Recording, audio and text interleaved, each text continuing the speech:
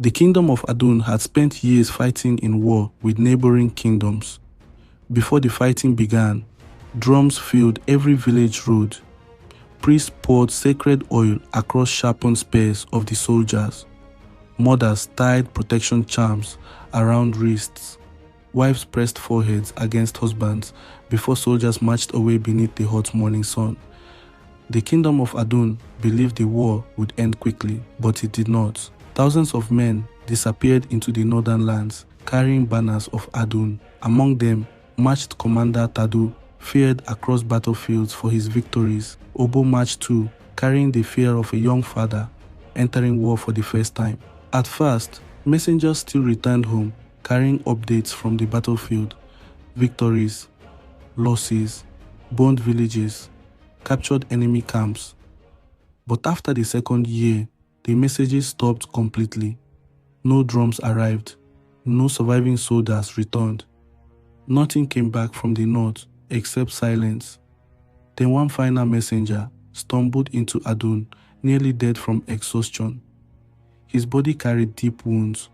Blood soaked his wrapper heavily, while villagers rushed around him in panic. Before dying, he revealed the terrible truth. The army of Adun had been destroyed near a cursed place called the Black Valley. There were no survivors. There were no bodies left to carry. The kingdom mourned immediately. Women collapsed screaming beside market roads. Funeral fires burned across every village for days. Priests performed burial rites over empty graves because no bodies returned home. Children grew older without fathers. Wives became widows overnight. Mothers carried grief silently for years, and slowly life continued. New babies were born. Farms reopened. The kingdom learned to live with loss. Then, 6 years later, during one violent night of rain and thunder, everything changed. The village watchmen first heard the drums, faint, slow, and distant.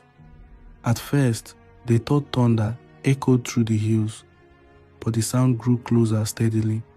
The watchmen climbed the village gates, carrying lamps, while rain fell heavily around them. Then shapes appeared through the darkness, hundreds of them. Soldiers were seen marching toward Adun, silently beneath the storm. Not in the same number that has left for the war, but that did not matter. The watchmen froze instantly. The army of Adun had returned. The gates opened immediately. Chaos exploded across the village. Women screamed joyfully while rushing through muddy roads. Elderly parents cried while hugging their children. Children who barely remembered their fathers ran through the rain excitedly. At least not all of them had died, like the messenger had reported years ago. Commander Tadu walked at the front of the army silently. Obo marched behind him holding his broken spear. Families embraced them desperately, but something felt wrong immediately. The soldiers did not react. No smiles, no tears, no relief, just emptiness. They simply stood motionless while relatives touched them desperately. Rainwater rolled across pale skin. One woman suddenly screamed after seeing her husband's throat. A deep wound remained across it. Rotting flesh surrounded the cut. The wound did not look survivable, yet the man still stood calmly staring forward without blinking.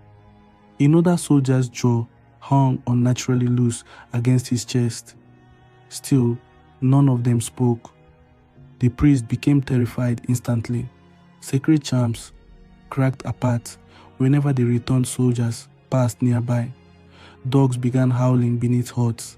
Some animals broke free from ropes while trying to escape the village entirely. Babies cried uncontrollably whenever they saw the returned soldiers. Still, the villagers ignored every warning because their loved ones had finally returned home. That night, every returned soldier entered their family home silently. The village celebrated until late into the darkness. Fires burned brightly outside huts. Palm wine was passed around. Women cooked large meals for husbands that they believed had died for years. But none of the soldiers touched the food. None drank. None slept. They simply sat silently inside homes, while families convinced themselves the war had broken them emotionally. Then morning came, and the killings began. The first body appeared before sunrise. An old woman lay dead beside her sleeping mat. No wounds marked her body, no blood, only terror frozen permanently across her face, and beside the corpse sat her returned son, silently staring at the wall. Villagers gathered around the hut in panic immediately. Then another body appeared shortly before another, a young wife, two elderly parents, a child barely 7 years old. Every victim belonged to the family of a returned soldier. Fear spread quickly across Adun. Survivors of the returned soldiers began describing horrifying things from the night before. Cold hands pressing against mouths inside darkness.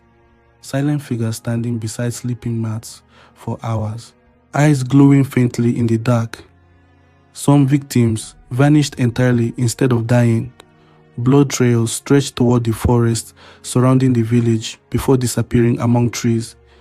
The village chief ordered the soldiers restrained immediately, but the king refused. He claimed the kingdom owed the soldiers honor after sacrificing themselves during war. He warned villagers against attacking men who had fought for Adun, and secretly, many families still refused believing the soldiers were dangerous. Some wives defended their husbands openly. Some mothers hid returned sons inside homes whenever guards approached. Others insisted the men simply carried deep war trauma. But the strange signs continued growing worse. The soldiers never ate or slept. Flies gathered heavily around their heads during the day. Their footprints leaked black water constantly through the village roads. They all had a distinct horrible smell, and every night after sunset, the returned army marched silently into the forest together before returning before dawn, while more people of the village died or disappeared. Nobody understood where they went or what they wanted. The priests gathered desperately inside the sacred shrine, performing cleansing rituals day and night. Sacred smoke filled the air heavily. Then one elderly priest noticed something horrifying. Ancient symbols had been burned into several soldiers' skin. Dark markings hidden beneath armor and torn cloth. The old priest recognized them immediately. They were forbidden burial symbols. Ancient markings connected to rituals abandoned by generations earlier because they were considered evil. Fear swallowed him instantly. That same night, he secretly entered old shrine chambers beneath Adun, searching through forbidden scrolls. Hours passed before he finally discovered what he thought was the truth. Long ago, certain war priests practiced forbidden resurrection rituals during desperate battles. They believed the dead warriors could continue fighting if their souls were chained forcefully back into their bodies. But the rituals always failed. The resurrected soldiers eventually turned against their own people. Entire villages disappeared during those ancient times before the practice became forbidden forever. The priest trembled badly after realizing the symbols matched perfectly. Something had brought Adun's dead army back, and whatever returned had an unfinished business. Meanwhile, more villagers disappeared every night. One mother woke up beside an empty sleeping mat, covered in black water. Her little child was gone. Another woman was discovered wandering near the forest at dawn, dead with dried blood covering her hands. Then came the first public attack. A farmer traveling before sunrise saw several returned soldiers dragging bodies toward the forest silently. The farmer screamed immediately. The soldiers turned toward him slowly. Their eyes glowed faintly beneath the darkness. Then they charged towards him. The farmer barely escaped back toward the village, while the soldiers chased him unnaturally fast through the fields. Villagers witnessed everything. Panic exploded throughout the village after that. Now even families defending the soldiers began breaking down in fear. Still, the king refused allowing them killed. Instead, he ordered guards to watch the army closely, while priests continued searching for answers. But the returned soldiers had already started changing further. Their bodies worsened daily, skin stretched tight across their bones, dark veins spread across their necks and faces. The smell of rotting flesh slowly spread through homes, hiding them. Yet despite decaying bodies, they moved with unnatural strength. One night, guards finally attempted restraining Commander Tadu after discovering him standing motionless outside the cemetery before dawn. 6 soldiers tried holding him down. Tadu broke their arms effortlessly. Then dozens of the returned soldiers appeared silently from the darkness surrounding the graveyard. The guards fled immediately. The next morning, black water leaked from every grave inside the cemetery. Fear consumed Adun completely afterward. Villagers stopped leaving homes after sunset. Drums no longer played during celebrations. Children returned to their huts before evening, and every single night, the returned army marched toward the forest together. Some were seen dragging bodies, but nobody was able to restrain them. Then one brave hunter decided to follow them secretly. His name was Bolu. Bolu covered himself with mud and leaves before trailing the soldiers deep into the forest after midnight. The deeper they walked, the colder the forest became. No insects moved, no animals appeared. Eventually, the hunter reached the Black Valley itself, and there he saw the truth. Thousands of dead soldiers stood across the valley floor, motionless beneath the moonlight. Not only Adun's army, enemy soldiers too. Dark symbols covered the ground everywhere. Bones filled massive pits surrounding the valley. Then something enormous moved beneath the earth. The hunter froze instantly. A gigantic shape slowly rose beneath the valley floor like something buried deep underground was breathing. The dead soldiers suddenly turned their heads toward the hunter all at once. The hunter ran immediately, but before escaping, he heard something terrifying behind him. The sound came from beneath the earth itself. The hunter reached Adun before sunrise, shaking violently. He revealed everything before collapsing from fear. The eldest priest also explained everything he had found about the ancient scrolls and markings to the other priests as well, so they all finally understood. The war itself had awakened something ancient beneath the Black Valley, and someone had performed forbidden resurrection rites using the dead army. But who? The ritual never truly brought the soldiers back alive. It chained them to something else instead. They tried informing the king, but he brushed them off. The killings in Adun became worse before the priests could make new discoveries in order to reverse or stop the ritual. Entire families vanished overnight now. Not just 1 or 2 victims. Whole homes emptied completely. Even Hunter Bolu was killed. The returned soldiers grew more aggressive daily. Some villagers claimed they saw them standing over sleeping relatives for hours before attacks began. Others claimed the soldiers whispered faintly at night despite remaining silent during daylight. Then came the horrifying discovery. One grieving mother secretly followed her returned son after midnight, hoping to understand what happened to him. She watched him enter the forest alongside the others. But this time, she followed farther than anyone before. And there, hidden among trees, she saw the soldiers digging. Not graves, but tunnels. Hundreds of them clawing into the earth beneath the Black Valley. Then they began burying some bodies. But those bodies were not only dead bodies, some were live bodies. The bodies of the villagers that had just disappeared. The dead belonged to the ones that the returned had killed by themselves. Both the living and the dead were being buried. The mother screamed. Every soldier stopped digging instantly. Then they turned toward her together. She barely escaped alive. She ran around telling people what she had seen. By morning, the king finally broke. The truth could no longer be ignored. Adun's returned army were deadly. He permitted the priests and elders to do whatever to protect the people of Adun.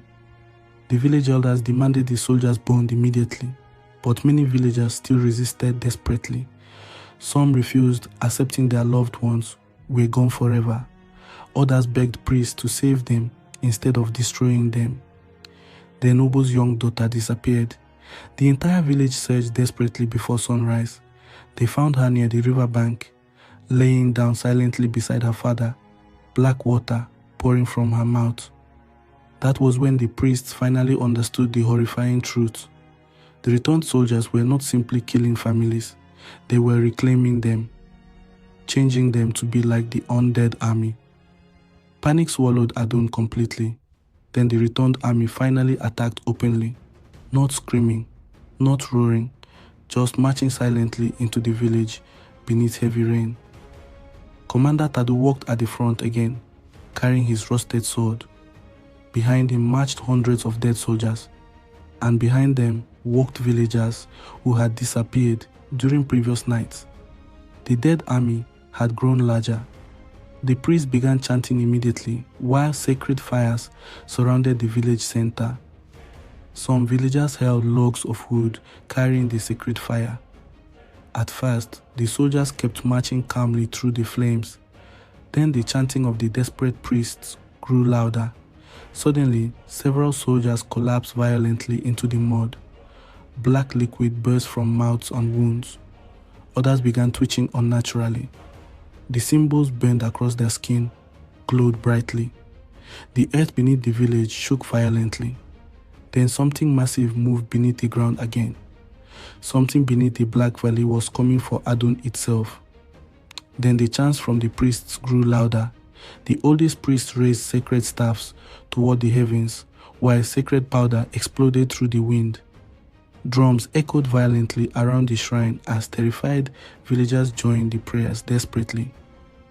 Suddenly, the dead army froze. Every soldier stopped moving at once. The entire village became silent except for rain and thunder. Then, without warning, the army turned away from the village. Hundreds of dead soldiers began running back toward the forest in an unnatural speed. They disappeared between the trees beneath the storm, while villagers stared in terror. But Commander Tadu did not move. He remained standing in the center of the flooded village, holding his rusted sword, calmly. The priest slowly approached him carefully. Fear spread through the crowd again immediately. Because unlike the other returned soldiers, Tadu looked different. His body carried almost no decay. His movements looked normal. His eyes still carried awareness. And then, for the first time since returning from war, Tadu spoke. His voice sounded weak and broken, like someone speaking after years beneath water. The villagers froze completely. Some mothers collapsed, crying after hearing human words from one of the dead again. Tadu slowly lowered his sword before revealing the horrifying truth hidden beneath the Black Valley. The dead army could not stop returning home. Something beneath the valley controlled them endlessly. The forbidden ritual performed during the war had chained every dead soldier spiritually to their bloodlines forever. That was why they returned to their families first. That was why they haunted relatives specifically. The dead felt endless hunger constantly. Not hunger for food, hunger for life itself, hunger for blood connected to them. And every night the hunger grew stronger. The villagers trembled while listening. Tadu revealed something even more horrifying afterward. Fragments of humanity still survived inside the soldiers. Tiny broken pieces fighting endlessly against the darkness, controlling them.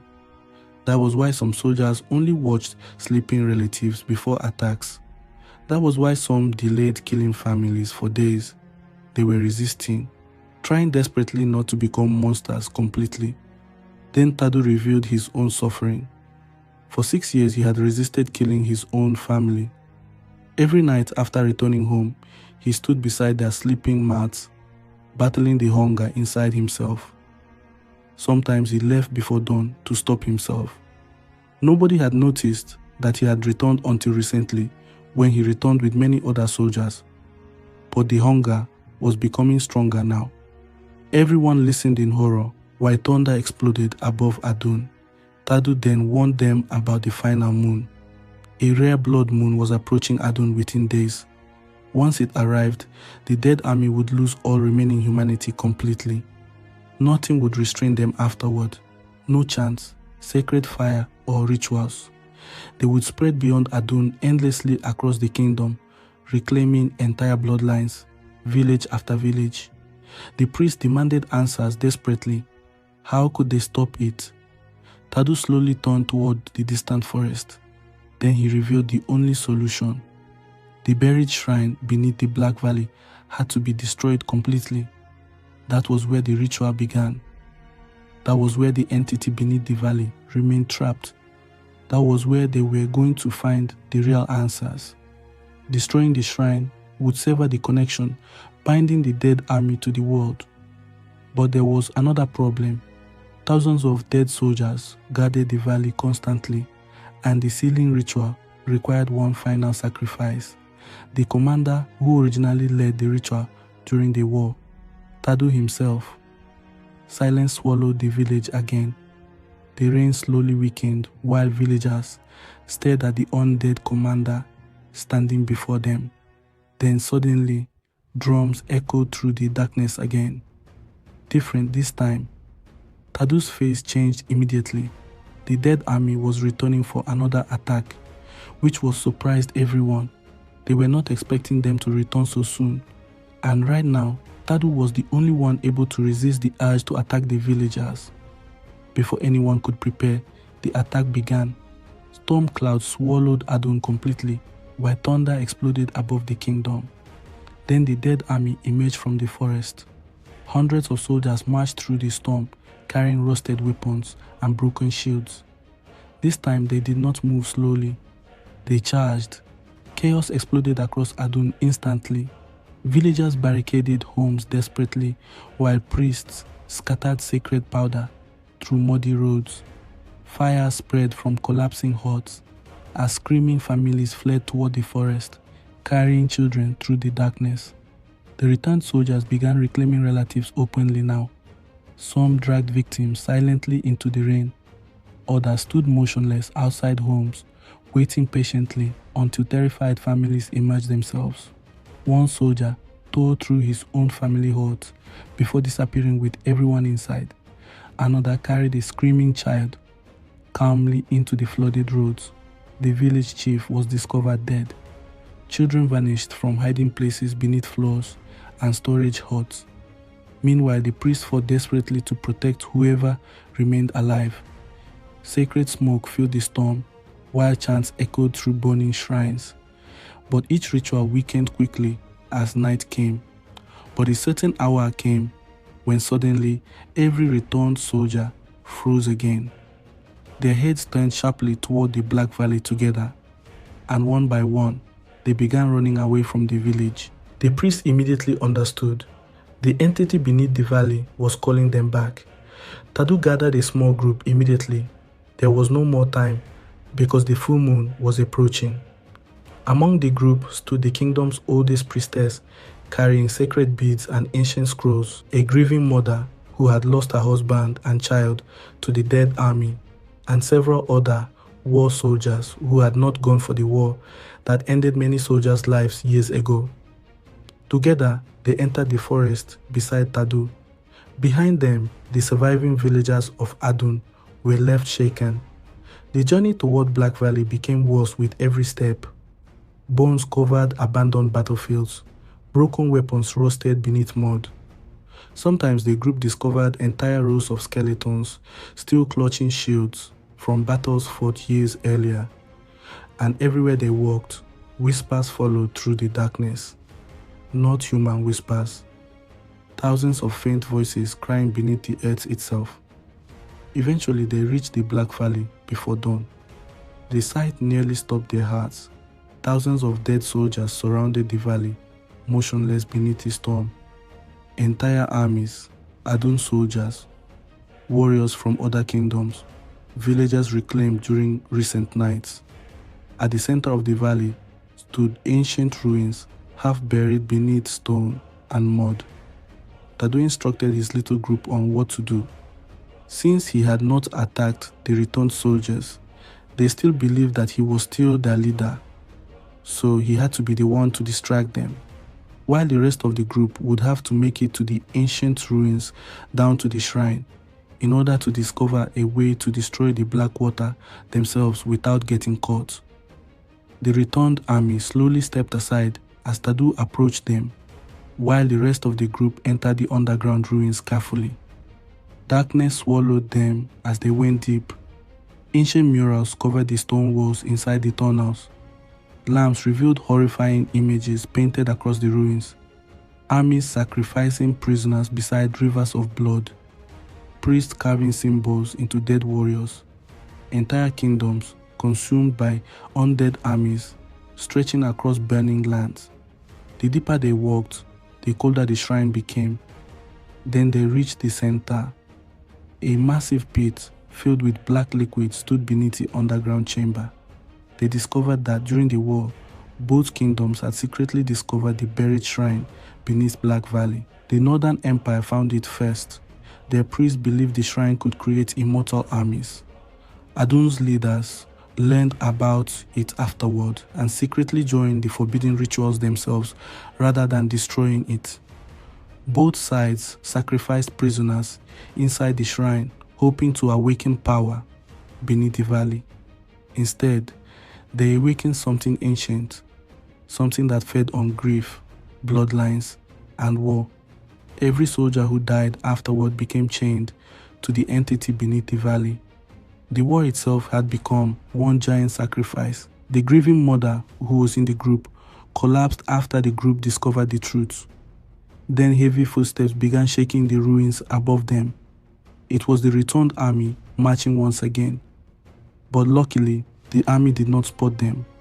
But that did not mean the killings had ended. The blood moon had already started rising.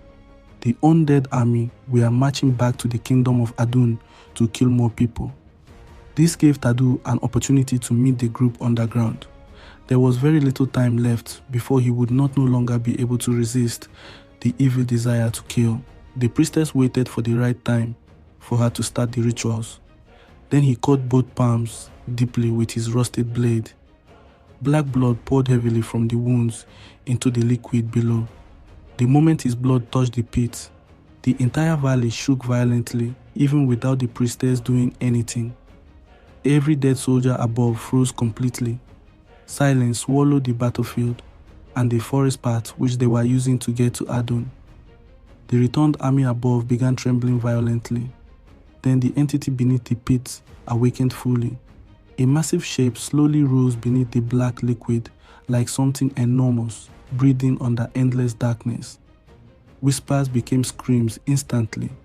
The black liquid wrapped around Tadu's body before dragging him slowly toward the pit. The soldiers tried rescuing Tadu, but Tadu he warned against that. The priestess screamed chants desperately while sacred fire burst around the chamber. She did not want the ritual to fail. Then the returned army above screamed for the first time. Not screams of rage, not hunger, but of grief. Thousands of voices cried together across the valley. Tadu's body slowly disappeared into the black liquid. Then suddenly, Obo, one of the dead soldiers, stepped forward from the dead army above. The young father still carried fragments of humanity, which was now stronger than his hunger. One by one, more undead soldiers also regained the same level of consciousness. They began resisting the darkness controlling them. Some tore symbols from their own flesh. Others collapsed, screaming while trying to hold back the hunger. Tadu's sacrifice was weakening the entity's control. The sealing chants from the priestess grew louder. Then the black liquid finally swallowed Tadu completely. The underground shrine cracked apart instantly. Massive fractures spread through the walls while the screams of the dead army echoed across the valley. And deep beneath the earth, something ancient roared in fury. The underground shrine collapsed violently beneath Black Valley. The priestess screamed chants desperately while the surviving group ran through collapsing tunnels, carrying their lamps and sacred charms. Behind them, the black pit erupted. Dark liquid exploded across the underground chamber, while something enormous beneath the earth roared in fury.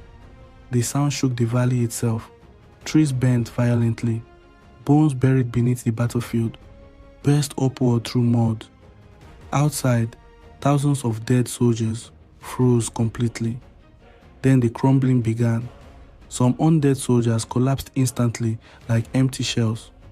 Others screamed while clawing at their own skin desperately. Black liquid poured from mouths, eyes, and old wounds. Across Adun, the same thing happened. Returned soldiers wandering through villages suddenly fell motionless beside roads and huts. Some collapsed peacefully beside family compounds. Others dragged themselves desperately toward homes they once belonged to but collapsed on the way. One dead mother, who had also returned, crawled through flood water trying to reach her crying child before her body finally stopped moving forever. A former soldier collapsed beside the doorway of his old hut while holding the broken charm his wife had tied around his wrist before the war years ago. Villagers watching from distant hills fell to their knees in terror while thunder exploded endlessly above the kingdom. Inside the collapsing tunnel, the priestess continued chanting while sacred beads snapped apart in her hands one by one. The men dragged the grieving mother through falling debris while underground walls split open around them.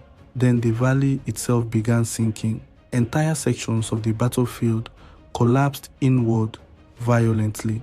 Thousands of skeletons buried beneath the earth became exposed briefly before disappearing into darkness again. For one terrifying moment, the surviving group saw it. A massive shape moving beneath endless black liquid deep below the collapsing shrine. Something ancient. Something with countless human shapes trapped inside its body. The group barely escaped the underground ruins before the entire shrine disappeared beneath falling earth and black fire. The explosion shook forest across the kingdom. Silence followed afterward. Not normal silence, but a dead silence. Even the rain stopped. The surviving villagers slowly emerged from hiding places before sunrise. Mud covered the roads of Adun. Burned huts smoked quietly beneath the grey morning sky. Bodies of the returned army lay scattered across the kingdom, motionless at last. Commander Tadu never returned. The returned soldiers also never returned. Neither did many villagers reclaimed by the returned army.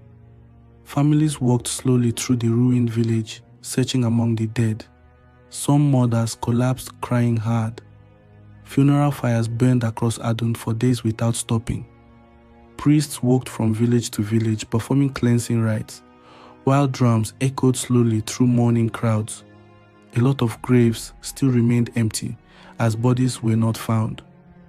The king himself traveled to Adun, barefoot carrying sacred oil, while priests purified the roads leading toward Black Valley. Nobody celebrated survival because too many families had been destroyed already. Too many children's lives had ended as though they held no meaning. Too many homes remained empty, and even after the shrine's destruction, fear never truly left the kingdom, because strange things continued happening afterward. Storms became feared throughout Adun afterward. Whenever heavy rain fell at night, people claimed they heard distant marching deep inside the forests surrounding Black Valley. Some villagers swore they saw pale figures standing between trees during storms. Others claimed drums echoed faintly from the valley itself whenever thunder rolled across the kingdom. The priest forbade anyone from entering Black Valley again. Sacred warning symbols were carved along every road leading northward. Hunters avoided the forest completely. Even animals refused wandering near the valley. Then months later, another horror arrived. A small child disappeared near the edge of Black Valley during a storm. The boy had followed goats too close to the forbidden forest before sunset. By nightfall, he never returned. The villagers searched desperately, carrying torches and sacred charms. The priests joined them before dawn. Then the hunters found the footprints. Fresh military footprints pressed deeply into the mud. Hundreds of them. Panic swallowed the kingdom again immediately. Nobody dared continue deeper toward Black Valley. The child was never found. After that day, the kingdom changed forever. Years passed slowly across Adun. The villages rebuilt themselves little by little. Burned huts became homes again. Farms reopened carefully. Children born after the war grew up hearing terrifying stories beside nighttime fires. Stories about fathers carrying death back to their own bloodlines. Stories about Commander Tadu sacrificing himself beneath Black Valley to stop the dead from consuming the kingdom completely. The war roads leading north became abandoned permanently. Grass swallowed old battle paths. Broken spears remained buried beneath soil, untouched for years. Nobody traveled toward Black Valley anymore. Even traders used longer, dangerous routes rather than passing near the coastlands. Whenever storms approached, villagers left offerings beside crossroads: palm oil, sacred chalk, animal blood, protective charms. Mothers warned children never to answer knocks after midnight during heavy rain out of fear. The king ordered every record connected to Black Valley hidden permanently. Many spent the rest of their lives guarding forbidden scrolls beneath Adun's shrines, desperately trying to ensure no ruler or kingdom ever attempted resurrection rituals again. But fear could not be buried completely. Not after what Adun witnessed. Not after families watched dead loved ones return home hungry for blood. One day, many years later, after a lot of people had started forgetting what had happened to them, a traveler arrived from a distant kingdom beyond the northern territories. The man collapsed near the market square, exhausted after weeks of journeying. Dust covered his body heavily, while fear remained trapped in his eyes. Villagers gathered around him immediately, while guards carried him toward the shrine. The traveler spoke of another war fought far beyond Adun's borders, a terrible war that ended almost 10 years earlier. An entire army had vanished during the conflict. No survivors returned, no bodies recovered. The villagers listening became uneasy instantly. The traveler revealed the terrifying part. Weeks earlier, during violent storms, soldiers had appeared outside several northern villages. He revealed that some of the returned soldiers had spoken only a few words, but enough to terrify everyone who heard them. They claimed one day they would return home. The market square erupted into panic immediately. The kingdom realized the horror beneath Black Valley might never have truly died. Maybe the shrine collapsed. Maybe Tadu weakened the entity. But something ancient still remained beneath the earth, somewhere beyond the northern lands, still hungry and waiting for the perfect time to strike. From that day onward, Adun never truly knew peace again. Storms became omens. Marching sounds became nightmares. And every child born into the kingdom learned the same terrifying warning before adulthood. Never follow drums during heavy rain. Never answer familiar voices outside your door after midnight. And never trust soldiers who return from a war.